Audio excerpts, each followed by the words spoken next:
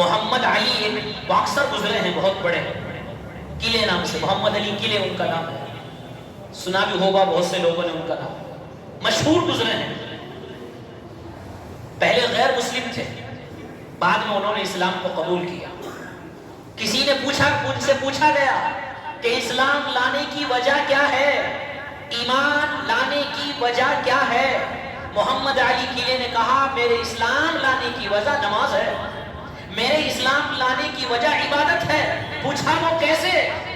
کہ اس لیے کہ میں دیکھتا ہوں مسلمانوں کو، جب میں نے دیکھا ان کی مسجدوں میں، جب میں نے دیکھا کہ ان کی مسجدوں میں کوئی بید باؤ نہیں ہے، امیر غریب کے برابر میں کھڑا ہو سکتا ہے، غریب امیر کے برابر میں کھڑا ہو جاتا ہے، حاکم کے برابر میں غلام کھڑا ہو سکتا ہے، اور غلام کے برابر میں حاکم کھڑا ہو سکتا ہے. نہ وہاں کوئی بادشاہ ہے، نہ کوئی فقیر ہے، وہاں سب ایک ساتھ کھڑے ہو جاتے ہیں. نہ کالے گورے کا فرق ہے، نہ امیر غریب کا فرق ہے، نہ غلام بادشاہ کا فرق ہے، وہاں پر سب کھڑے ہو جاتے ہیں. جب میں نے اسلام کو دیکھا، میں نے مسلمانوں کو دیکھا اور مسجد کا نظام دیکھا اور نمازیں دیکھی، تو میرے دل میں یہ بات آئی کہ جو نماز یہ درس دیتی ہے کہ یہاں پر کوئی امیر غریب نہیں ہے، وہ اسلام کتنا اچھا ہوگا، وہ اسلام کتنا اعلیٰ ہوگا کہ جہاں پر کوئی بھید بھاؤ نہیں ہے. میری یہ چیز ہی اسلام کے لانے کا سبب بنی، یہی چیز ایمان لانے کا سبب بنی ہے.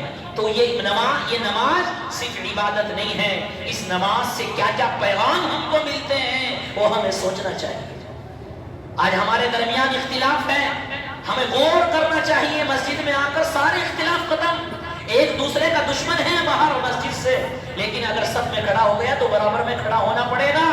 یہ نہیں کہ یہ میرا دشمن ہے میں اس کے برابر میں کھڑا نہیں ہوتا، نہیں. اسلام یہ کہتا ہے جہاں پر جگہ مل جائے کھڑے ہو جاؤ. تمہاری لڑائی، تمہارے جھگڑے، تمہارے فسادات، تمہارے مذہب، چاہے تم کسی بھی فرقے سے تعلق رکھتے ہو، وہ باہر تک ہے، مسجد میں جب آگے سب برابر ہے.